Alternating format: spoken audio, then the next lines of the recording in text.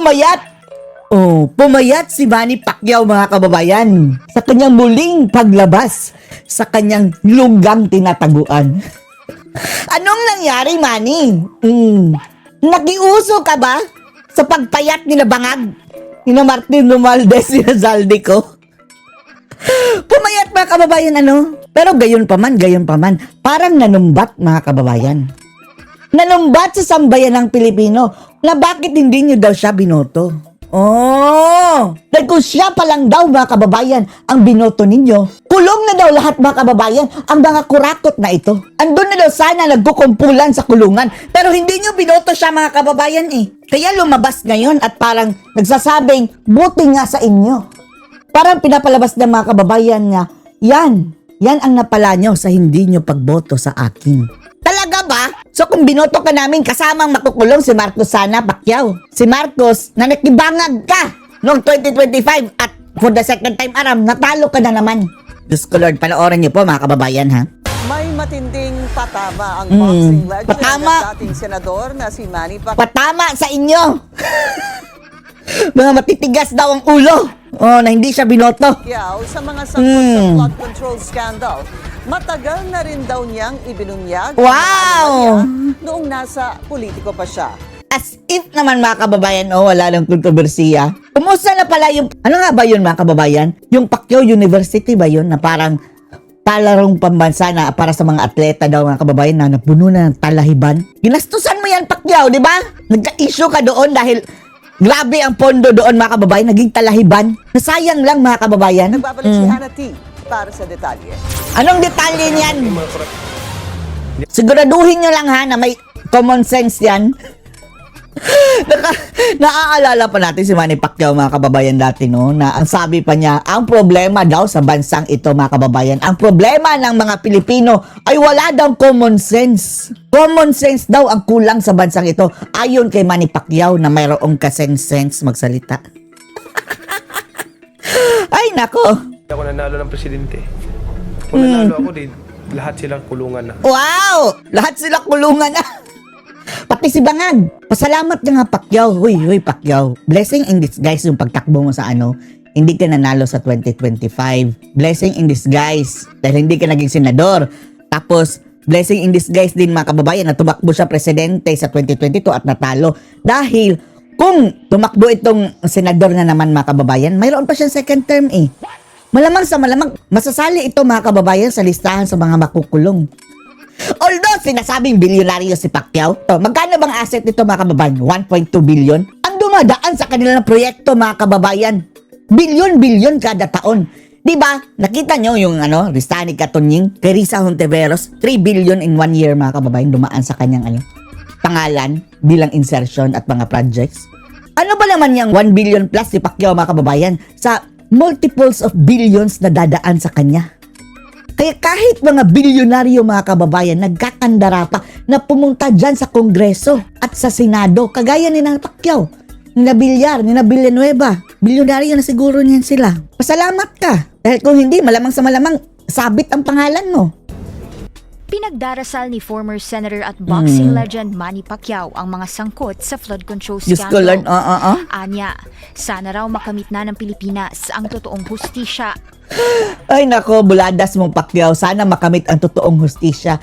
Tapos, nung 2025 mga kababayan, nakiline up kay Ngagva. Nakipagkapit bisig. Sama-sama tangoy babangong muli. Nagyakapan pa ni Bangag mga kababayan. Aminado din para ito na lahat ng klase ng illegal na droga binabatak niya dati mga kababayan nung atleta pa siya. Umamin si Pacquiao lahat ng klase ng illegal mga kababayan na gamot ginamit ni Pacquiao. Tapos pupunta-punta sa Malacanang kasama si BBM. Anong ginagawa niyo doon? Nasa hot seat ngayon ang mga dati niya na rin kasamahan sa Senado, kasama si dating Senador Bong Revilla. Baka nasama ka na rin sa Bong Revilla. Pasalamat ka Pacquiao, blessing in disguise na yan. Kuna sa mga otoridad, sina Senator Jinggoy Estrada at Joel Villanueva yan, susunod na yan. Panatangang tumanggap umano ng kickback sa mga proyekto. On the way to kulungan na daw yan mga kababayan. Bilang dating chairperson ng Senate Committee on Public Works, nung siya pa ay mambabatas, matagal na raw niyang inilahad ang malaking problema sa infra projects. Diyos ko Lord. Tapos yung sarili niyang mga kababayan, infrastructure, naging kalahiban. Gaya ng sa flood control, rock netting at iba pa. Ay, Diyos ko. Huwag ka nang umepal, Pacquiao. Hanapin mo na lang yung sinasabi mong makina sa ilalim ng dolomite. Tila hindi raw maganda ang reaksyon ng publiko rito noon. Hindi maganda. Lahat yan. Oh. Dito ako sa mga ebidensya. Wow, kompleto. Tapos sabi mo si Digong, ang daming kinurakot. Ang dami mo pang mga papeles. Papel pa, kupon ban, mga kababayan na hindi pa nagamit. Inilagay sa lamesa na para siyang photocopy boy, mga kababayan. Huwag mo na kaming bulahin, Pacquiao. Para itong kutong lupa, mga kababayan, na nambobola ng mga tao. Tapos convince siya, mga kababayan, na may nabola siya. Lahat yan. Shut up, Pero- Pacquiao. Sabi ng taong bayan, sinungaling ako. Talaga. Sinungaling ka talaga dahil ang sabi mo papakulong mo ang mga Marcos tapos nakibangag ka. Uunahin daw si Imelda. Hindi daw niya ihalo sa mga regular na kulungan, mga kababayan, dahil baka mamatay. Special na kulungan kay Imelda. Si BBM, kawatan daw, mga kababayan, kurakot, tapos magmamarsyalo. Tapos afterwards, halos magkandungan na ni bangag, mga kababayan, sa pagiging BFF na. Ganon. Tapos when I saw the comments like, sige, sinungaling ako din. Kung ano man yung kahinatnan ng bansa natin, Bagong balbas ba, because of the people din yan. So, ganon yan Kaya nga, may napansin tayo kay Pacquiao, mga kababayan, parang may nagbago sa itsura ni Pacquiao. Nawala pala yung signature na balbas ni Pacquiao. Nag-ahit. Parang trying to Wow! say na, it's Pag like, try to say pa. How about yung you know mo na Pacquiao, English? you know, Oh, you know. Kasasabi nga. that we need to ask guidance. Eto problema kay Pacquiao, mga kababayan, na ginagamit sa pamumulitika ang Diyos. Uy, Diyos ko Lord. Makunwari, mga kababayan, na makadiyos. Pastor nga daw siya, Huwag mong gamitin, Pacquiao, para mangulol ka ng mga tao na iboboto ka. Hindi ka na iboboto. Nagpaparamdam yan ngayon, mga kababayan, dahil may plano na naman sa 2028. Malamang kabilang yan, mga kababayan, sa patatakbuhin ni Bangag bilang presidente para lang makahatak ng boto, mga kababayan, laban kay VP Sara Duterte. Ang purpose sila, mga kababayan, marami daw silang patatakbuhin, lalong-lalo na sa Visayas at Mindanao. Nang sa gayon, babawasan. Masegregate, mga kababayan, ang boto ni VP Sara Duterte. Ito si Pacquiao, noong nakaraang halalan, mayroon niyang 3 million So, 3 million na agad, mga kababayan, ang mababawas sa boto kay VP Inday. Paghahanap pa daw sila ng maraming taga Mindanao at taga Visayas. Hanggang wala na daw matira sa boto ni Inday dahil nakaltasan na nakaltasan. Kinilala ni Pacquiao In your ang dreams! Marcos administration sa pagsiwalat nito sa maanumalyang flood control Diyos ko, Lord. projects. Pinuri si Bangag.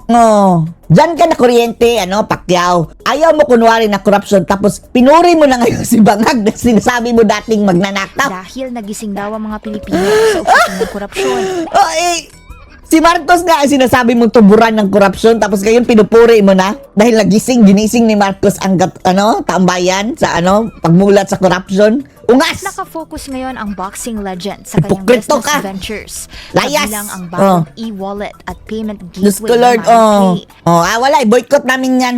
Alam mo, Pacquiao, ito, mga kababayan, obsessed sa kanyang pangalan. Di ba, mayroon din siyang money coin dati, mga kababayan, na parang Bitcoin, tapos Pacquiao coin, yung ganyan. Wala ko lelat. Ngayon, MoneyPay na naman. Huwag mo kasing idikit ang pangalan mo dyan, Manny, dahil walang tiwala sa iyo ang taong bayan. Ngayong araw, formal lang binuksan ng MoneyPay ang kanilang MoneyPay, opisina sa Makati, kung saan Malulugi na naman yan, sigurado. Nilagay niya pangalan niya araw daw tututukan ng dating senador ang operasyon nito. Araw-araw tututukan, tapos bakit nandito ka? Papa-interview Sa ka. business na to, day to day, kailangan nakamonitor ka. Day to day. Ano kaalaman mo dyan? Accountant ka na rin ba? Maliban sa pagiging pianista, organista, basketballista, pastor, senador, singer, artista, kung ano-ano pang kababuyan. Ha? Accountant ka na rin. Sige, paksiw. Go ahead. Day to day transaction. At para anything na may problema, ma-action mo agad. Aksyonan agad. O, suntukin mo problema Pumasok ang mo. MoneyPay nitong nakaraang taon na layong makapag-provide ng low-fee transactions. Diyos ko, Abot lang daw hanggang 5 piso per transaction pagdating sa bill payments at bank transfers. Sige, Pacquiao, mas lalo kang dyan, mababankrupt. Ang dami na daw negosyo nitong sina Pacquiao, mga kababayan na nabankrupt. Lalong-lalo na yung parang, ba yun, mga outlet ni Jinky. Di ba, mayroon yun sa mga mall dati, o bankrupt. Tapos yung kanyang resort daw, mabankrupt na naman. Tapos yung sinasabi niyang maggagawa daw siya ng ospital, wala! Yung manukan niya, bankrupt din, palaging talo. Yung mga panabong na manok, nagbebenta na daw ng bahay. Siguraduhin mo lang, Manny, na yan ha. Andun pa si Makagago, So Lord, speaking of Makagago. Target din ng kumpanya makapag-include ng cryptocurrency services in the long run. At Cryptocurrency maiparating pa sa more. iba't ibang probinsya sa bansa ang kanilang serbisyo. Ang MoneyPay naman, hindi tayo Bigyan namin yan 1 taon. Mababaon na yan sa libog. mapapahiya because ito ay Grabe, Manny P. Manny Pacquiao? Manny P? O Manny Pay? Pangalan pa lang, mukhang iiwasan na ng mga tao, mga kababayan. purely Filipino brand na Bakit ang Gcash, hindi ba Filipino? Wala na. sabi natin Pilipino na Pay Maya, hindi ba Hindi pa raw Filipino? nakikita ni Pacquiao ang pagbabalik sa politika Tapos ang papasikat, mga kababayan, nagpaparamdam. dahil masaya raw ang buhay niya kasama ang pamilya. Sana nga, lahat na nga kayong pamilya, mga kababayan, politician. Pero bahala na sila. Doon na kayo sa local o doon na kayo sa Sarangani at Jensan, Pacquiao. Kahit pa nga doon, baka tagilid pa kayo. Wag ka nang bumalik. At wag ka na rin magsalita sa TV, Manny Pacquiao. Yan ang advice namin dahil wala lalo kang masisira. Pero mapapolitics man, inside the ring, Si Sara na naman ang babanggain daw, mga kababayan, para hindi a purpose, mga kababayan, para manalo. Kundi para mabawasan ng boto si Sara. private individual. Yan ang sabi-sabi. Patuloy naman daw ang pagbibigay niya ng serbisyo sa publiko. Para sa agenda, Hannah T. Bilyonaryo News Channel. Hindi na rin yan pwede mag-boxing dahil overaged. Na naman sa ating lehislatura, ewan ko ba, pagkatapos na umani ng katakot-takot na batikos, Katakot na batikos. ang kaisa-isang alumnus ng One Ball University sa law, Si Tuta. Soto, Oh. ay eto na naman, may bumanat na naman na isang kongresista, sabi ni Senior Deputy Majority Leader Lawrence Defensor, na sigurado ako ay hindi ka mag-anak ni Mike Defensor. Kasi medyo kaibigan. Yan, mga kababayan. Yun yung tao kanina sa unang video natin, mga kababayan, na parang classmate din ni Tuta Soto sa One Ball University. Si Lawrence Defensor Oo. Siguro ang kamag-anak niya yung Patis. Patis. Lawrence Patis. Oo. Commercial yan, attorney. Oo.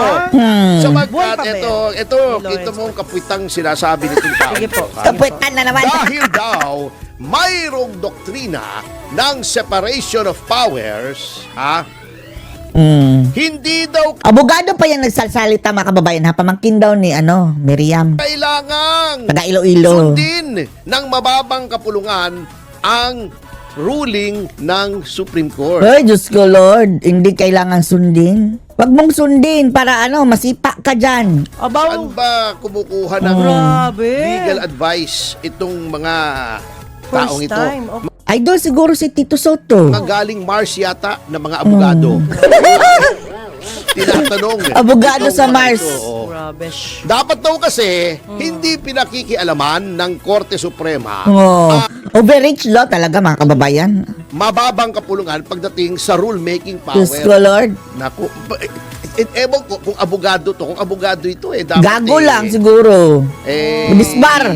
Siguro Tanggalin na. magtinda na lang to ng kamote. Kapulungan, di ba, lawmaker? Mababang paaralan ka yan. Ano yung Hindi rulemaker? pa nila alam na kayo ang gumagawa Magkaiba ng yun, batas, Opo. pero ang Korte Suprema ang nag-i-interpret ng Yun, batas. yun ang ibig sabihin Bumanat na naman kayo, sabi ba naman ito, I don't see any clear sign of grave abuse of discretion on the part of the rules of the House. Ikaw, paano wala ang opinion mo, Congressman Lawrence Defensor. Hindi Lawrence ka naman Defensor. Ikaw, siyempre, wala Pinklawan daw yan siya eh. Ito yung mga pinklawan mga kababayan na nag-convert na kay Marcos. ka nakikita.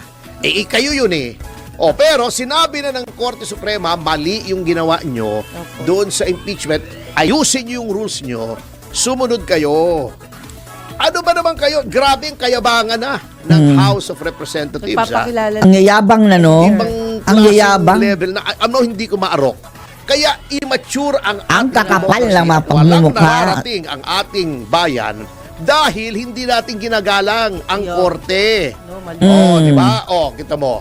Kita mo sa Supreme Court, Amerika, no? Panalo dapat si Al Gore. Al Gore. Laban kay Bush nung nagre-election si George Bush. Yes. Yung anak hindi yung tatay. Opo. Yung tatay yung sa Desert Storm, di ba? Oh, yan mga kababayan yung sa Amerika. Basta nagsalita na ang Supreme Court, igagalang talaga nila. Wala na. Wala nang grabe violent action gaya ni Soto mga kababayan. Yan ang pundasyon ng ating bansa eh. Yung Korte Suprema mga kababayan. Tapos hindi mo gagalangin, bastos ka. Desert Shield. Yung anak, di ba, naging governor Opo. ng Texas, si George Bush. Then, naging presidente. Yung second term niya, di ba, 2 terms ang presidente ng Tuta. Amerika. 4 years, 4 years. Tutsak. Nung re-election siya, kinalaban siya ni Al Gore. Yan. Si Bush. Okay. Okay. Mali yata ako. Si Clinton yata ang presidente, vice president si Al Gore. Mali ako, sorry. Ngayon, alala ko na. Tapos ng term ni Clinton, si Al Gore ang inilaban niyang presidente. Ang challenger si George Bush. Sa state of Texas, ang gobernador, yung kapatid ni George Bush, si Jeb Bush. Sa Jeb! pangalan ni Jeb. Di James po lang ako. Ang Jeb. bantot. Nagkataon lang, sir. Jeb Bush. Di James Okay. po lang. Okay, doon may naging question sa pagbilang ng mga boto. Mga boto? Malupitan yung eleksyon. Ibig sabihin, close Malupitan. sa kanila hindi naman popular vote, electoral vote sa Amerika. Halimbawa, ang Texas, maraming electoral votes yan, 40 plus yan. Pag nanalo ka sa Texas, yung electoral votes ng Electoral College ng Texas, kuha mo lahat yun, ibig sabihin, all or nothing. Then, ang tinototal po nila, hindi yung popular vote, hindi yung all vote ng or individual na nothing. tao. Yung number ng states na nakuha mo, kung saan ka nanalo, may electoral votes yun, yun ang tinototal nila. Yun. Malapitan, decisive yung state of Texas kung sinong mananalo. Opo. Kung sinong mananalo sa Texas, yun ang mananalo sa pagka-presidente. Yan, okay.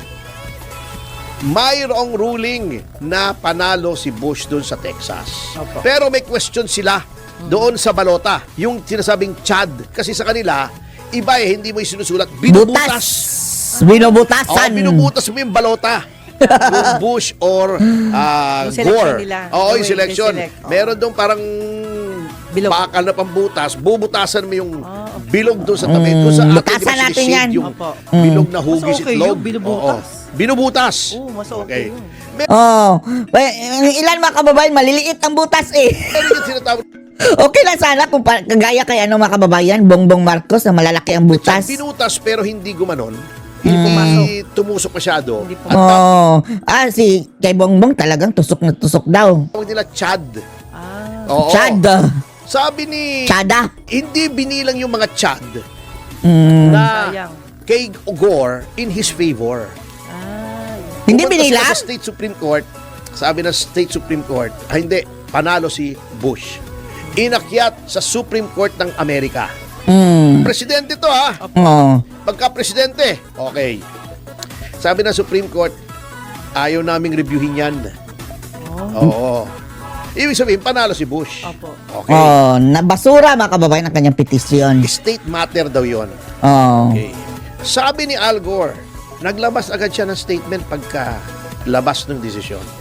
Eto, pagka-presidente ang pinagtatalunan dito, hindi lang rules ng impeachment, ha? Opo. Sabi ni Al Gore, I do not agree with the decision of the Supreme Court. Ayun. But I respect it. Then tumahimik na siya. Tapos na. Kita mo, kaya mature ang kanilang democracy. Mag-aaway sila. Nare-respeto, oh. Ano na mga kababayan, no? Pagka-presidency na ang pinagtatalunan yan. Vice presidency pala. Pero nagsalita ang Supreme Court ng Amerika, tinanggap. Hindi kagaya dito kay Tutak, mga kababayan, na gusto pa niyang abolish ang Supreme, Constitution. Palitan ng bago. Nagsalita na ang Korte Suprema, that's it, pansit. Oo. This is it, Dito, pansit. marami nagmamarunong. Yan, hindi Ah. lang si Tito Soto.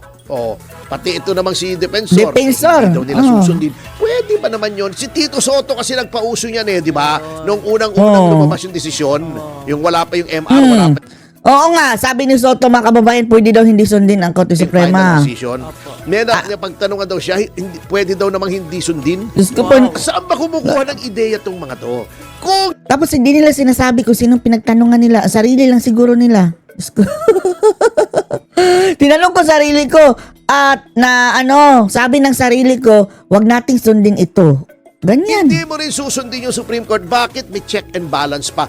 Alam mo, Congressman Defensor, kaakibat ng Sungabels, yung no? tripartite system of government na magbasa ka kasi ng Federalist Papers. Ha? Attorney, Oo.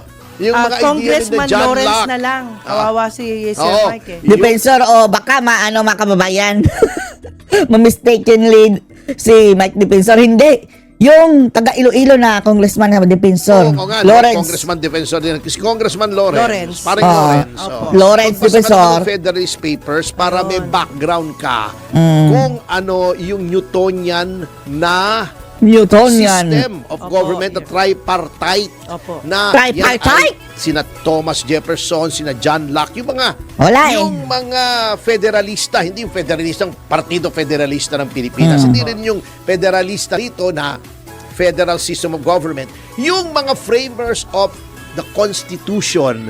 Tignan nyo po, meron po na available naman online ngayon swerte nga tayo. Nasa Library of Congress yan US Library of Congress. Yung Federalist Papers. Pwede nyo pong pag-aralan yan para nakita nyo kung paano nabuo yung mga ideya na nasa sa loob ng US Constitution, na ang konsepto ng Bill of Rights, ang konsepto ng separation of powers, ang concept ng check and balance ay O dapat nga basahin yan. doon kinuha ng ating 1987 Constitution. Ginaya natin yan. Pati nga yung presidential form nila, ginaya natin. Ginaya. Kanya lang tayo ay unitary at Unitime. hindi federal. Yun lang. Pero yung may legislature, may executive, may judiciary, hindi po parliamentary na iisa yung may melding ng legislature Meddling? at executive, hindi po. So tripartite, tatlong great departments of government Tripartite. within their own sphere, but only within their own sphere. They are supreme. Yeah. Paggawa ng batas, hindi pwedeng panghimasukan ng Korte Suprema habang ginagawa ang batas. Kasi sabi nila, bakit daw Pero pagdating sa interpretation, sila ang may karapatan. Hindi rin pahihimasukan dapat ng Kongreso ang interpretation. Ganyan lang. hindi kami nagdemanda noong unconstitutional yung Quadcom, yung ginagawang batas? Quadcom! Hindi pwede yun habang ginagawa pa lamang. Paglabas ng batas, at yan ay pinirmahan na ng Pangulo, Doon pa lang. oo, not even pumasa sa upper house, upper chamber at saka sa lower house. Hindi pa pwede. Pag-transmit sa presidente kasi hindi pa batas yan. Okay. Once batas na yan, pwede mo nang questionin kung unconstitutional. Ayun. Hindi pwedeng sabihin ng legislature, hindi, o ng executive, hindi namin susundin na dineclare unconstitutional, papatupad pa rin namin. Constitutional crisis ka. Oh. Yan ang Hindi gusto pwede nila. yun eh. Yan ang gusto nila, mga kababayan. Dahil gusto nilang wasakin ng Constitution Papalitan daw nila, mag-charter change. Sino ba yung mga nandyan ngayon na nagbibida na hindi sumusunod sa Constitution? Nandyan Sino kasi po? namamayag Tuta, si Soto. Dilima. Ay, nako, Saba. Yung mga kababayan. Talagang kita pala niya, mga kababayan, yung asawa ni Joma Sison. Ay, grabe pala itong history talaga nitong sina De Lima, mga kababayan, ng kasalutan. Pamilya. O, di ba? Nagtiniar o siya ng Korte Pamilya ni De Lima. Kapatid ng tatay niya yung asawa ni Jomacol. Suprema. Hindi we niya should know. sinunod. Oo. Ito yung mga kamote na ayaw sumunod sa Korte Suprema. Ina-undermine nila ang Korte Suprema. Hindi po pwede yun. Kasi kailangan may referee between the Constitution and the acts of any department of government. Nandiyan ang Supreme Court para sabihin kung anong pwede, anong hindi. So, paggawa ng batas, paggawa mo ng rules, walang pwedeng makialam. Pero pag pinapatupad mo na yan at yan ay labag sa konstitusyon, ang Korte Suprema ang inatangan ng konstitusyon, under the expanded judicial mag-interpret. powers to determine if there is grave abuse of discretion on the part of any instrumentality of government, maging yan ay ang Pangulo Opo. by way of executive orders o yung ginagawa ng kanyang mga departamento or legislature. Hindi mo pwede sabihin, hindi ako susunod yan kasi ang opinion ko iba. Kalokohan yun. So, tuta talaga, no? May problema Soto? tayo dyan. One bull. Yung ganyang attitude, dapat yan Oh, hindi yan nararapat maging mga kababayan, public servant. hindi na. Ine-elect muli. Ang Stupid. problema kasi, halal tayo ng halal ng mga kamoting kahoy Kamoting sa House kahoy. at sa Senado.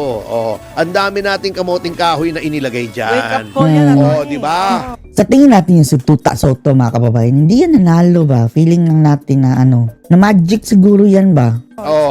Yun ang mabigat. Opo. Hindi pwede yan, hindi pwede yung ginagawa ni Tito Soto. In fact, may mga grupo na gustong mag-file ng Ano ba? Impeachable ba yan si Soto? Ethics yan. Ma-remove yan sa ethics. indirect contempt complaint against Tito Soto at ethics complaint sa mga yan. pinagsasabi niya laban Hindi yan impeachable pala. sa Korte Suprema. Hindi pwede yun eh. Yun. Hindi dapat yun. Pero tong si Congressman Lawrence, defensor, Yan, ipadisbar yatin yan. Disbarment sa kanya. siguro... Abogago daw yan, Ito pa, sinabi pa nitong kamoting ito. Sabi Kamote. niya, it bothers me that they, ibig sabihin daw yung mga Supreme Court justices, are dictating on how we interpret our session days. It bothers me that they are suggesting Bader, pang ungas. how we should proceed with impeachment referral, especially if impeachment complaints are endorsed by all members of the House. Nandun po yung procedure. Hindi naman kayo nag-set ng procedure Nasa Andun yan sa konstitusyon. batas.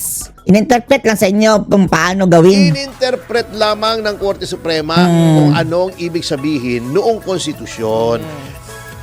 In relation Tuta to talaga. the due process clause of the Constitution. Kasi lahat po ng ginagawa ng lahat ng tao, lahat ng official acts ng gobyerno ay dapat subject to due process. To due process. Bakit? Sa Bill of Rights, kauna-unahan. Article 3, Section 1. No person shall be deprived of life, liberty, or property without due Due process of law. process. Bakit unang-una yang due process clause sa Bill of Rights? The Bill of Rights being a limitation on the rights of government. Ang sabi ni Professor Jelinek, Opo. isang constitutionalist. Okay. A constitution is basically two parts. Yung American Constitution. Opo. Most of it, ang karamihan Most of it. sets down the powers of government. Anong pwedeng gawin ng gobyerno? Anong pwedeng gawin ng executive? Anong pwedeng gawin ng legislature? Anong pwedeng gawin ng judiciary? That is the first part. The second part, maliit na bahagi lamang, ngunit ito ay mas Ngunit! the Bill of Rights. Bakit mahalaga ang Bill of Rights? Bakit po? Because it is a limitation on the powers of government. Bakit mahalaga na may limitasyon? Without limitations on the powers of government, ang gobyerno na makapangyarihan ay prone to abuse. Ito na nga. Prone to abuse na nga ito, mga kababayan. Ang mga abusado ng mga buhaya. Kung walang pipigil sa matinding kapangyarihan ng legislature, malaki ang budget nila, lalo ng executive. Hawak pa niya yung armed forces. Yes. Malawak ang kapangyarihan ng mga departamento ng gobyerno.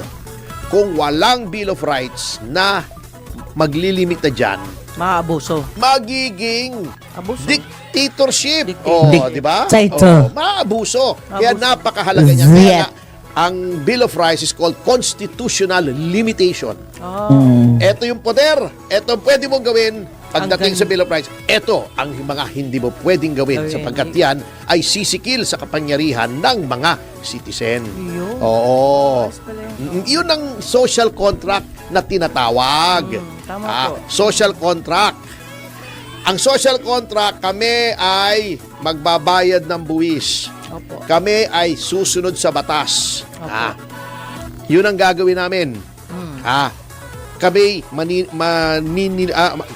kami mamumuhay ng ayon sa batas. Yun. Pag sinabi ng batas, coding, yung sasakyan ko sa Lunes, hindi ko ilalabas yung sasakyan ko. Opo. Oo. Pag sinabi ng batas, bawal tumawid dito, susunod kami. Yes. Pero, yung aming kinikita, ipapamahagi namin sa inyo. Ngunit, poprotektahan nyo kami. Yun. Yung flood control, gawin nyo ng maayos para kami hindi bahain. Yung kalye, ayusin nyo para hindi lubak-lubak, para hindi kami matraffic, hindi Opo. masira sa sasakyan namin. Opo. Magkaroon kayo ng pulis para hindi kami mapatayin o pagnakawan o saktan ng mga kriminal. Opo. Yun ang kontrata natin sa gobyerno. Ang tawag doon, the social contract. Social At contract. ang kontrata natin, kami ay magpapasa ng konstitusyon. Kasi ang konstitusyon, hindi po ginawa yan ng Constitutional Commission. Sila ang nag-draft. Pero ang bumoto dyan, kung payag sila o hindi, ay ang taong bayan. Kung bakit? Dahil in a democracy, ang makapangyarihan ay hindi yung executive, legislative at judiciary. Yung taong bayan. Kaya nga yung preamble, we, Opo. the sovereign Filipino people, kami ang may kapangyarihan, pinahiram lamang namin sa inyo. Ayun. Di ba? Kasi kami naman lahat, hindi labo-labo. Opo. Pinahiram namin yung executive power kung sinong nakaupong presidente. Opo. Pinahiram namin yung makapangyarihan namin gumawa ng batas dito sa legislature. Kaya nga hinahalal yan eh. Opo. At yung power to interpret the law, binigay namin sa hukuman, hindi hinahalal yan. Bakit? Para independent sila sa iniisip ng tao. Kahit hindi popular, kasi sometimes may mga bagay na popular. Yung hit na hit sa mga tao. Pero mali naman. Ayun. Labag naman sa batas. Katulad ngayon, maraming gusto. Yung mga congressmen na may anomalya. Sugurin na lang sa bahay, ilabas, kalad ka rin palabas ng bahay, ibitin ng patiwarik sa puno. Pero hindi mo pwedeng gawin yun. Delikado. Pero yun, popular yun, ha? Opo. Sabihin mo sa mga tao, gusto nilang gawin yun. O katulad nung nangyari sa Nepal, di ba? Opo, opo. O sinunog yung mga building. Grabe yun. Yun ang popular at that time, pero hindi pwede yun. Kaya may korte, hindi halal. Kasi para hindi sila nakikisama sa kung anong trending. Yun po eh. Yun ganun ang logic noon. They should Kaya know. nga, may check and balance. Ngayon, kung sisirain mo ang tiwala ng taong bayan, babakbakan mo ng babakbakan sa Korte Suprema, masama yan.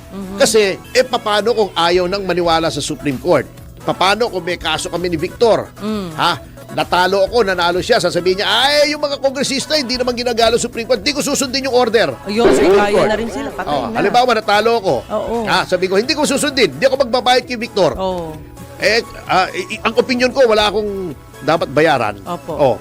Sasabihin ni Victor, loko-loko ka pala, di nag-away kami. Baka kinuha nun yung sasakyan ko, sinaksak ako, binubuo ako. Opo. Hindi mo pwede. There will be chaos. Yeah. Kaya kayong mga mambabatas, Lawless na yan. wag kayong magiging masamang ehemplo. Kasi yung iba sa inyo, masama na nga ang muka. Masama pang ehemplo. Sobrang kasamaan na yon. Hindi baling masama na ang muka. Opo. Wag lang masamang ehemplo. So yun po, tayo po ay maghunos dili, mga Ayun. mambabatas. Kayon lumalabas na kahiya-hiya niyan eh. Kita mo nangyari kay Tito Soto. Opo. Pinag-uulan siya ng kamutihang Grabe batikos. talaga, Kung oo. ano-anong sinasabi di ba? Oo. Anyway, mga kasama ay magbabalik po ang Yes, Yes, Yes, Yes, Pasyo at magpapatuloy ang ating pag-aaral